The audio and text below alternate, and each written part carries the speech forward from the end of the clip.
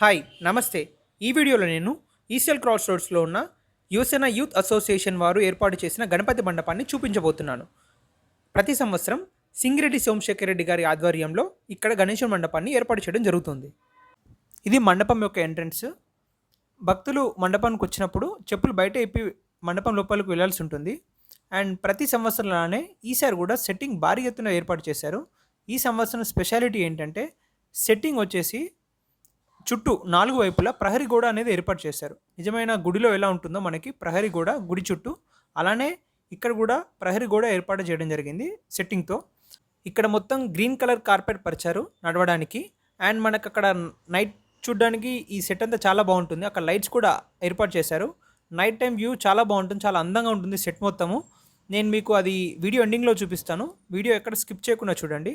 And మండపం ఎదురుగా ఉన్న ప్రహరీ గోడ సెట్టింగ్ ఏదైతుందో అక్కడ మనకి విష్ణు దశావతారాల్లో కొన్ని ఏర్పాటు చేశారు. వామన అవతారము, నరసింహ అవతారము, రామ అవతారము, పరశురాముని అవతారము,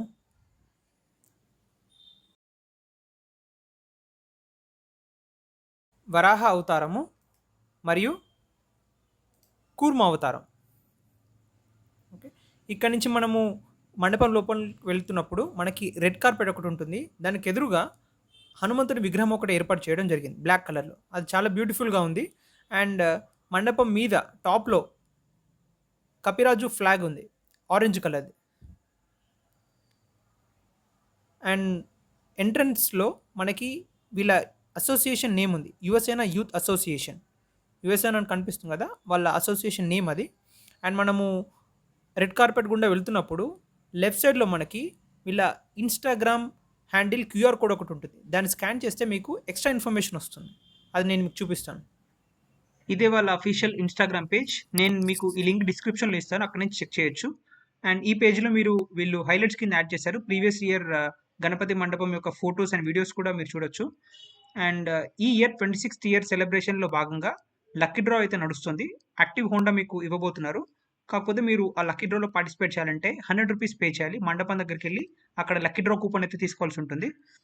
మీరు అక్కడ వెళ్ళాలనుకుంటే నేను మీకు ఈ మండపం యొక్క లొకేషన్ డిస్క్రిప్షన్లో ఇస్తాను, ఈ లొకేషన్ని.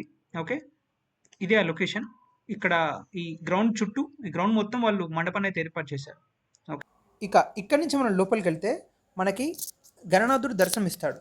విగ్రహం అనేది ఇక్కడ భారీ ఎత్తున ఏర్పాటు చేయడం జరుగుతుంది ప్రతిసారి. వీళ్ళు ఈ విగ్రహాన్ని ధూళిపేట నుంచి తీసుకొస్తారు, సపరేట్గా ఆర్డర్ ఇచ్చి మరీ చేయిస్తారు. ఇక్కడ గణనాథుడి ఆగమనం కానీ శోభయాత్ర కానీ చాలా గ్రాండ్గా నిర్వహించడం జరుగుతుంది. అండ్ ఈ విగ్రహము అచ్చం కుషాయిగూడ బస్ స్టాప్లో ఏర్పాటు చేసిన విగ్రహము ఒకేలా ఉంటాయి. కుషాయిగూడ బస్ స్టాప్ గణేశుడి మండపం గురించి నేను వీడియో ఆల్రెడీ చేస్తున్నాను. దానికి సంబంధించిన వీడియో కార్డ్ సెక్షన్లో వదిలేస్తాను.